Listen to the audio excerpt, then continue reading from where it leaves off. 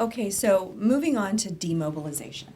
So with the Ruiz Foods, the outbreak at Ruiz Foods, the two nursing homes or multiple nursing homes, is the hospital concerned about attempting to reopen elective surgeries and other services while our number of infected patients is still, or not patients, but individuals in Tulare County is continuing to rise?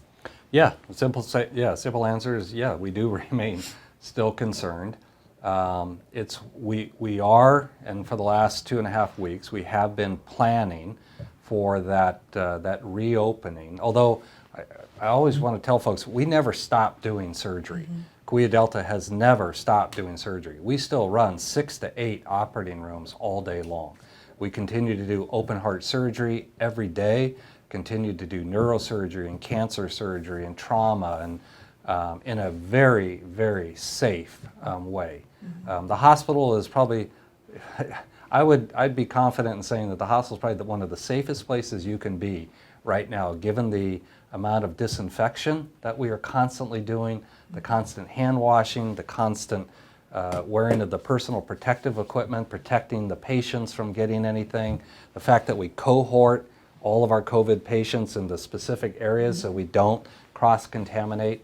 All those surgical patients that have been coming to us for all these months have been in the safest place they possibly could be. So, but that said, we deliberately stopped doing non-essential elective surgery to create that surge capacity that really has never materialized.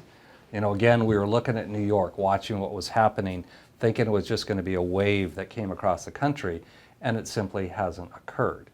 So working with our surgeons, our anesthesiologists and everyone, we've decided, because there's still a lot of these surgeries that have been put off, are still important surgeries.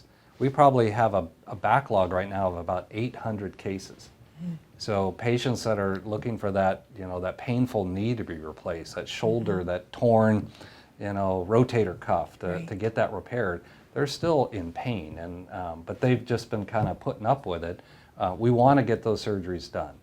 So we're kind of laying out a very methodical, slow return of those cases over, say, the next 4 weeks. We have targeted next Monday, or I guess a week from Monday, May 18th, is when we'll start opening up initially outpatient surgery only, so it doesn't take one of those inpatient beds, and short stay inpatient surgery. So generally, healthy people that might stay 1, maybe 2, maybe 3 days at most, again, trying to preserve that open bed.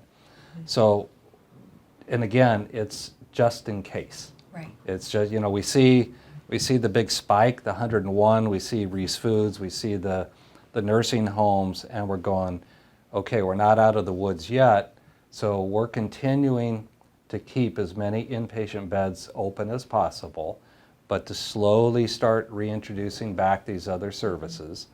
But we have the flexibility to turn it off at any time. If we see that surge coming, we could ramp right back.